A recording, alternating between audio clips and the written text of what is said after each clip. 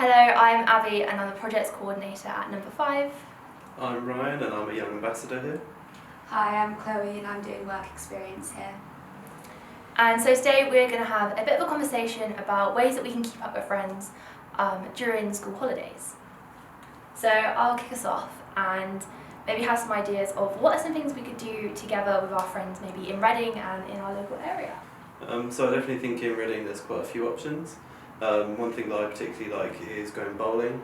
Playing mini golf, that's always a good way to keep up with friends. It's quite easy to get to, it's quite fun, it doesn't take a lot of time.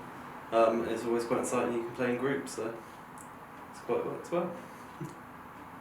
I generally like to go to the arcade or ice skating with my friends.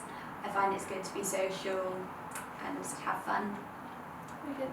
And I'll share one of the things that I love doing with my friends, which was just going to the local parks and taking a walk around the woods actually and just getting out and doing something a little bit different. And it meant if we only had a free 20 minutes, we could just have a quick 20-minute catch-up or a picnic in the park, which was really fun. So the next thing, which I think a lot of young people maybe think about, and also maybe their parents, is social media actually helpful with keeping up with friends? And maybe what the impact is if we maybe see friends doing stuff without us as well.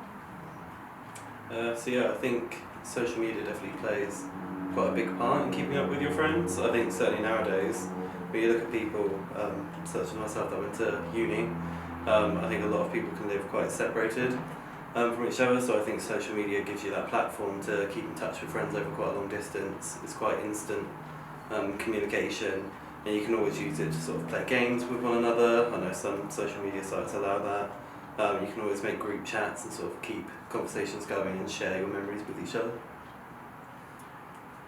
Yeah, me and my friends use social media a lot to plan and organise like our meets. We have shared calendars on social media so we can kind of plan meet-up dates and everything. Really good. And also, I think earlier when we were having a conversation, we were talking about like FaceTime. Also might be a good way to stay up to date and actually get to see each other, because I think sometimes just messaging you can feel a bit disconnected. And I definitely struggle sometimes to understand what people mean by text if I'm not sure of what their tone of voice is. So I think I'm much for a FaceTime call to actually see and understand more clearly what they're saying. Makes it a little bit more real to actually see them talking back to you and keeping in contact. And I think the last question that we have is maybe what are your top 3 tips of keeping up with your friends, and also maybe anything that you tried that hasn't worked as well as maybe you thought it would. So I think for me personally, making group chats tended to work for me, so I use WhatsApp quite a lot to keep in touch with my friends. It allows me to sort of move between different groups and keep in contact and then plan things to meet up with, and we all get to sort of share our lives in a sort of communal space that then also doesn't feel like it's very sort of just one-to-one, that you're actually part of it, so that's worked quite well for me. I think one thing that maybe hasn't worked so well is that I usually like to play sometimes games on social media and things like that, but then we all remember how busy our lives are and then we kind of forget and then it just becomes like a stressful mess of trying to actually remember what the hell you were doing and what was going on, so then you're like, okay, yeah, we'll just go back to talking. Yeah.